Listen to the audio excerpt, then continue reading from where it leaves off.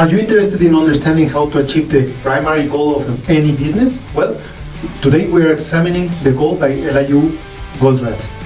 Hello, I am Juan Navarro. This is Advanced Quality Programs, and I invite you to explore the quality philosophies and concepts to apply them to our everyday life.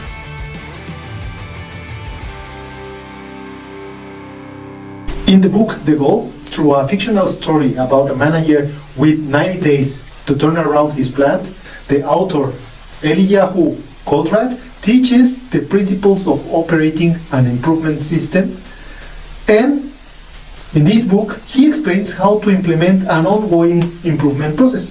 Goldratt's system applies to businesses and to life. Now, to avoid spoilers, I'll discuss the takeaways so that you can enjoy the story if you decide to read the book. The main takeaway is that the goal of every business is to make money. Obvious, quite simple, right? But the business have three levers: the net profit, the return on the investment, and the cash flow. All three levers should move in the right direction. A common mistake is optimizing one metric, which can negatively impact the others.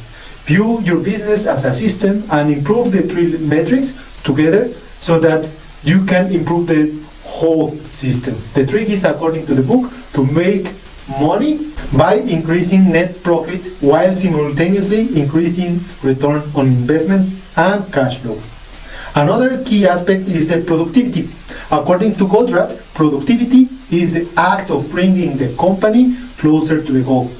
And every action that brings the company closer to the goal is productive. Every action that does not bring the company closer to the goal is non-productive. Productivity is about getting the right things done. The book breaks down the operating system into throughput, inventory, and operating expense. Now, the goal is to increase throughput while reducing inventory and operating expenses. This will increase the net profit while improving cash flow and return of investment. According to the book, throughput is the money coming in. Inventory is the money inside the system, and the operating expense is the money we pay to make throughput happen. So let's define them. Throughput is the rate at which the system generates money through sales. Inventory is all the money in the system that has been invested in purchasing things to sell. And the operating expense is all the money the system spends to turn inventory into throughput.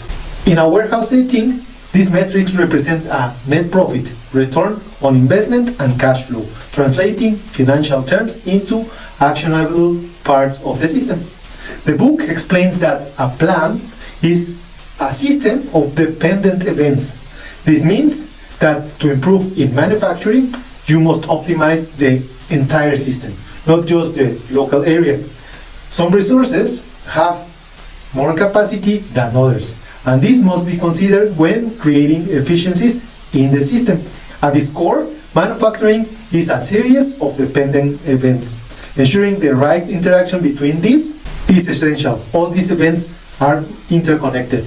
According to the author, dependent events in manufacturing mean that one operation must be done before a second operation can be performed. Parts are made in sequence of steps. Machine A must finish step 1 before worker B can proceed into step 2.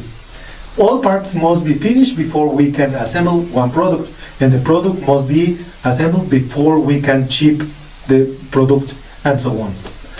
One big takeaway is the explanation of bottlenecks and non-bottlenecks. A bottleneck, according to the book, is a resource whose capacity is equal to or less than the demand placed upon it.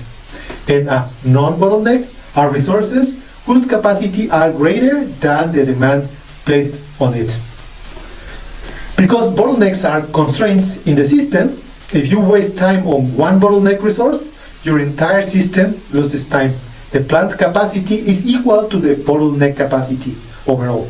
If you lose an hour on a bottleneck, you lose an hour on the entire plant. The book explains these concepts and the theory of constraints through the story, and it helps you to improve your system with these concepts. There are three ways that you can manage your bottlenecks and the time while you can avoid wasting time according to the bottleneck management. First, if it's idle during lunch break, your bottleneck is losing time. If your process is creating defective parts or parts that will become defective, you are wasting time due to poor process controls. And if your process works on unnecessary parts, then you're wasting time. An important idea about the bottlenecks is that their level of utilization is determined by the constraint in the system. It is not based on the own potential. This leads to the idea that activating is better against utilizing a resource. Utilizing a resource means that you are using it in a way that moves the system toward its goal. Utilizing resources is a productive action. Activating resources means that you are using them, whether or not there is a benefit from the work they are doing.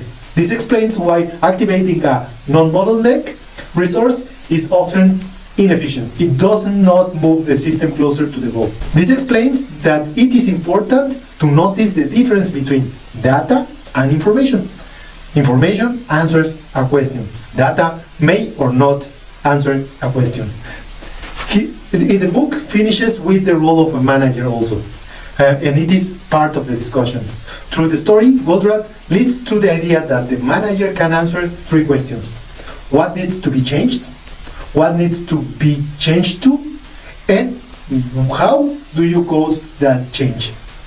In summary, the book explains the 5 steps for improving a system according to the theory of constraints. The first one is to identify the system constraint. Then, decide how to exploit the system constraint. Then subordinate everything else to these decisions. And elevate the system constraint is the last step. If a constraint has been broken, then you have to go back to step 1 without allowing the inertia to cause a new constraint. This is a fun book for those in supply chain management or those in process improvement. Because as you follow the story of Alex Rogo and his journey to save his factory, and also to save his marriage, you see how these concepts of the theory of constraints apply to all areas of business and life.